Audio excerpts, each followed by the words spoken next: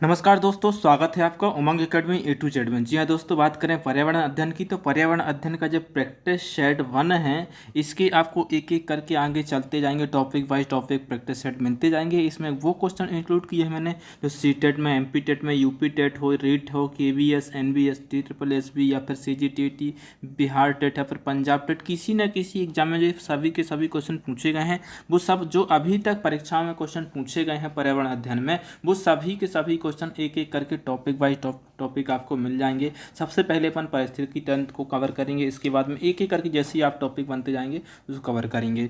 आप सभी से रिक्वेस्ट है वीडियो में अंत तक बने रहिए और क्वेश्चन जो करवाता हूँ उनमें से कितने क्वेश्चन जो है आपके सही होते हैं वो आप मुझे कमेंट जरूर कीजिए, ठीक है। और कुछ क्वेश्चन पूछे जाएंगे तो उसके भी जवाब आपको आना चाहिए, क्योंकि एमपी टेट का पूरा सिलेबस मैंने अकॉर्डिंग टू सिलेबस कंप्लीट करवा चुका हूँ, ठीक है। तो मोस्टली एमपी टेट वालों को तो आना ही चाहिए। तो सबसे पहले यहाँ पर देखते हैं पहला क्वेश्चन क्या दिया है। कौन सा जैव मंडल का अजैविक घटक नहीं है? क्या है? अजैविक घटक नहीं है। प्रोटीन, मृदा, कवक या फास्फोरस। तो इसका जो अजैविक घटक नहीं है वो क्या है? कवक है।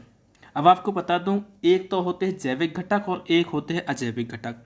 जैविक घटक वो होते हैं जो कि जीवित होते हैं, जैसे कवक क्या हो, कवक में जीव पाया जाता है, ठीक है, वृद्धि होती है इसमें, ठीक है।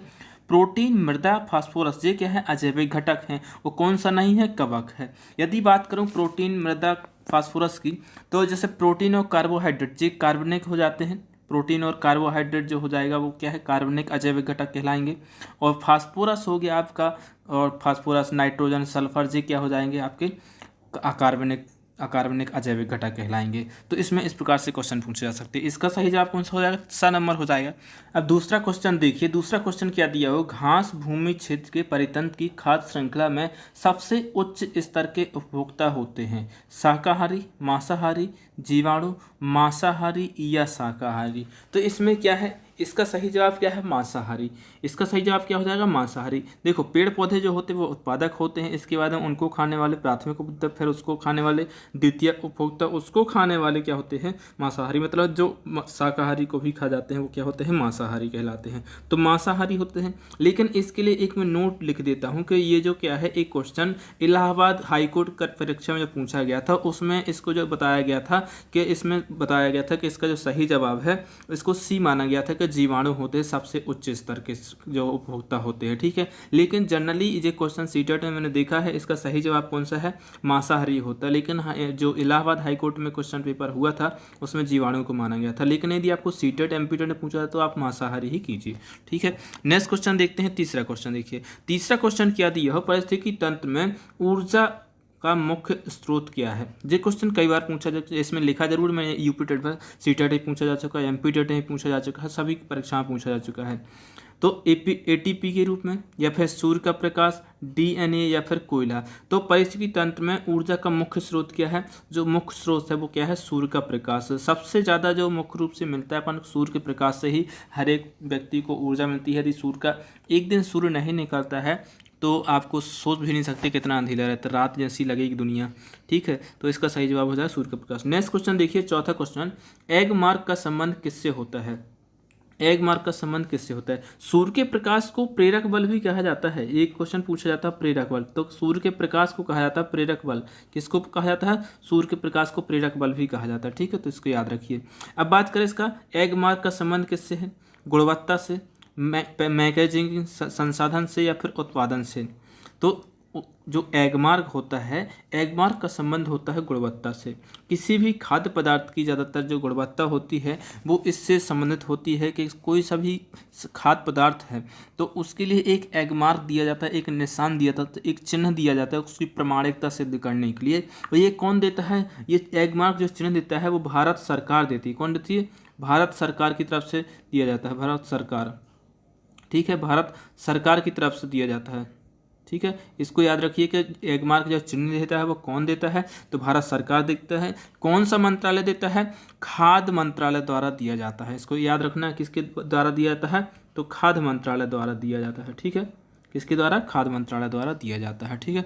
नेक्स्ट क्वेश्चन देखिए, पांचवा क्वेश्चन दिया हो, किस खाद्य श्रृंखला में शाकाहारी होते हैं? किसी खाद्य श्रृंखला में शाकाहारी होते हैं, क्या होते हैं?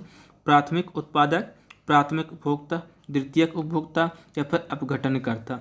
तो किसी भी खाद्य श्रृंखला में होते हैं जो शाकाहारी होते हैं, जैसे कि पेड़ जो होते, पेड़ पौधे क्या होते हैं, पेड़ पौधे जो होते हैं वो उत्पादक होते हैं, और पेड़ पौधों को खाने वाले क्या होते हैं, प्राथमिक उपभोक्ता कहलाते हैं, या फिर उपभोक्ता भी आ सकता है या फिर प्राथमिक उपभोक्ता। यदि प्राथमिक उपभोक्ता दिया हो तो प्राथमिक उपभोक्ता वो सबसे बेस्ट आंसर होगा। ठीक है, तो इसका सही जवाब कौन सा होगा, दूसरा होगा। नेक्स्ट क्वेश्चन देखिए, छठवां क्वेश्चन देखिए। छठवां क्वेश्चन क्या दिया हो, भूपरिस्थितिकीय तंत्र में ऊर्जा का महत्वपूर्ण स्रोत है। देखो क्वेश्चन एक बार फिर से पूछ लिया गया, इसके पहले ही पूछा गया था लेकिन थोड़ा सा क्वेश्चन घुमा दिया। ठीक है, सूर्य है, पृथ्वी है, चंद्रमा है या फिर शुक्र है। तो भूपरिस्थितिकी तंत्र में ऊर्जा का मुख्य रूप से महत्वपूर्ण स्रोत जो कौन है वो है सूर्य है। ठीक है, इसको मैंने बताया, इसके पहले ही बताया कि इसको एक प्रकार से प्रेरक बल भी कहा जाता है। सूर्य को क्या कहा जाता है, प्रेरक बल के रूप में भी जाना जाता है, तो इसको याद रखिए।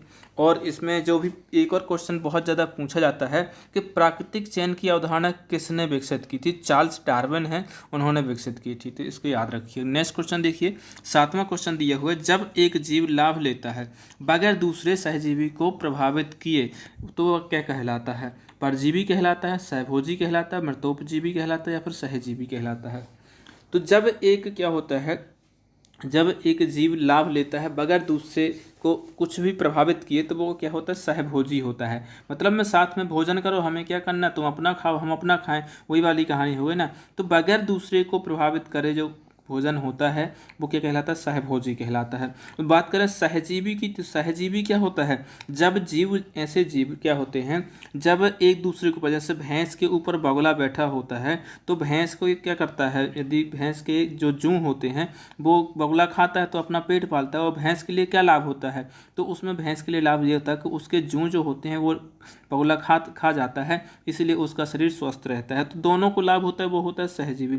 मृतोपजीवी क्या होते हैं, ऐसे जीव होते हैं जो मृत जीव जंतुओं के ऊपर निर्भर होते हैं। परजीवी क्या होते हैं, जो पूरी तरह से दूसरों पर निर्भर होते हैं। ठीक है, तो इसका सही जवाब कौन सा है, सहभोजी हो जाएगा।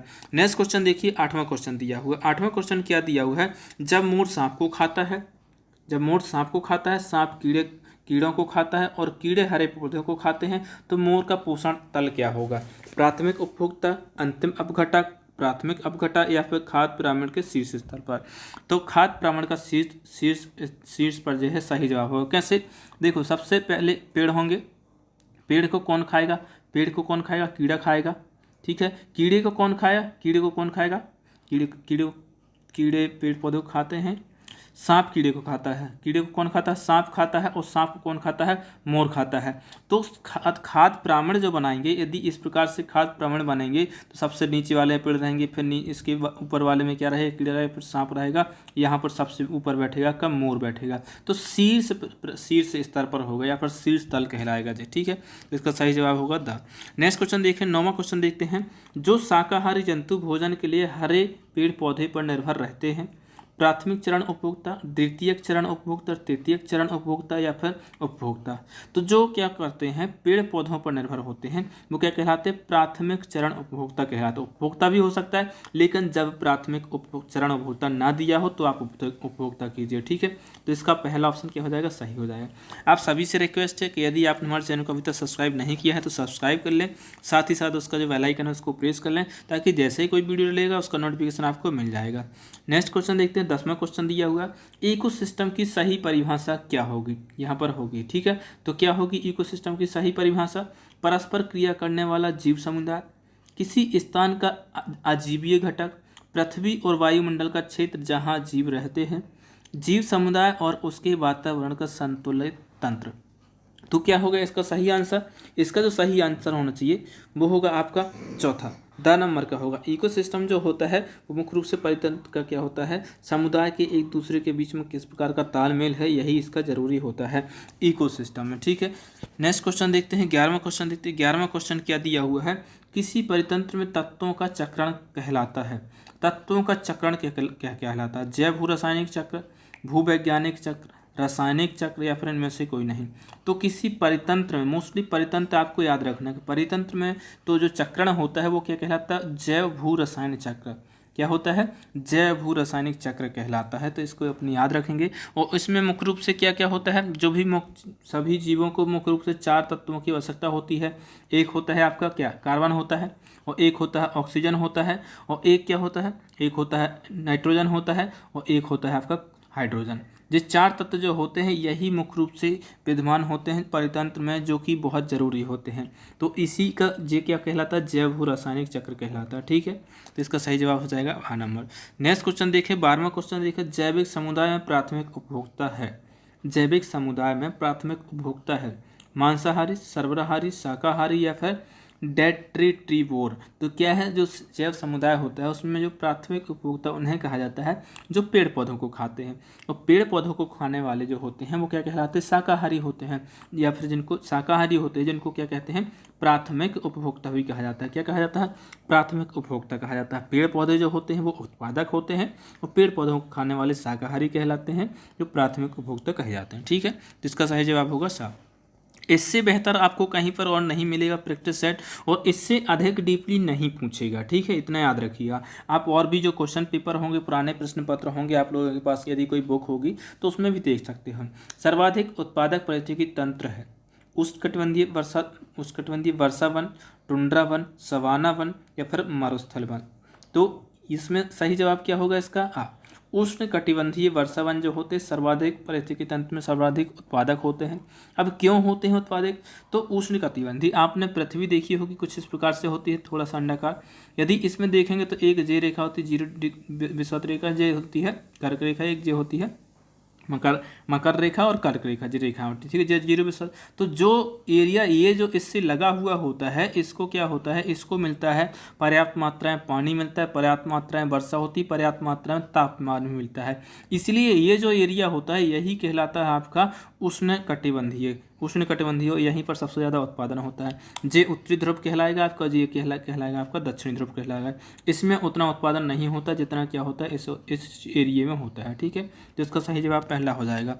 नेक्स्ट क्वेश्चन देखते हैं, 14वां क्वेश्चन देखते हैं। 14वां क्वेश्चन क्या दिया है, खाद्य श्रृंखला के परस्पर समूह को कहा जाता है खाद्य चक्र कहलाता है, श्रृंखला अभिक्रिया कहलाता है, खाद्य जाल कहा जाता है, या फिर बायोमास का पिरामिड कहा जाता है। तो खाद्य श्रृंखला जो होती है उसको खाद्य जाल कहा जाता है। जिस सीटेट में कितनी बार परीक्षा में पूछा जा चुका है कि मैं खुद नहीं बता सकता। मैंने इतने क्वेश्चन पेपर हल किए हैं, कम से कम मैंने नहीं किए तो 2011 से लेकर के 2018 तक के पूरे क्वेश्चन पेपर हल कर चुका हूँ सीटेट की मैं। तो उसमें कई बार देखने को मिला है ये क्वेश्चन। ठीक है, तो ये इसको याद कर लीजिए कि खाद्य श्रृंखला के परस्पर समूह को क्या कहा जाता है, खाद्य जाल कहा जाता है, जो भी श्रृंखला चलती है। ठीक है, नेक्स्ट क्वेश्चन देखते हैं, और लास्ट क्वेश्चन है इस प्रैक्टिस सेट का। आप सभी को यदि वीडियो पसंद आया हो तो वीडियो को लाइक जरूर कर दें। और आपको एक क्वेश्चन देता हूं कि मधुमक्खी पालन जो होता है वो मधुमक्खी पालन के लिए कौन सा जिला जो है प्रसिद्ध है, ये आप मुझे कमेंट बॉक्स से कमेंट कर दीजिए। ठीक है, किस एक प्राणी को किसान का मित्र कहा जाता है, चींटी को, केचुआ को, मधुमक्खी को या फिर तितली को। तो किसान का मित्र तो कहा जाता है केचुए को, लेकिन यदि केचुआ ऑप्शन में ना हो तो आप क्या करोगे, तो केचुआ होता है किसान का मित्र, लेकिन यदि केचुआ ऑप्शन में ना हो तो वहाँ पर आपका जो सही ऑप्शन होगा वो होगा सांप। यदि सांप ऑप्शन में दिया है, केचुआ नहीं है तब, नहीं तो 100% क्या होता है, केचुआ ही इसका सही जवाब होता है। ठीक है, तो इस प्रकार से आपके 15 क्वेश्चन कंप्लीट होते हैं। 15 में से आपके कितने क्वेश्चन सही होते हैं वो आप मुझे कमेंट बॉक्स से कमेंट कीजिए। और मधुमक्खी पालन का समय क्या होता है, मतलब कहाँ कौन सा जिला इसके लिए सबसे ज़्यादा प्रसिद्ध है, वो आप मुझे कमेंट बॉक्स से कमेंट कीजिए। मिलते एक नए वीडियो में, तब तक के लिए नमस्कार।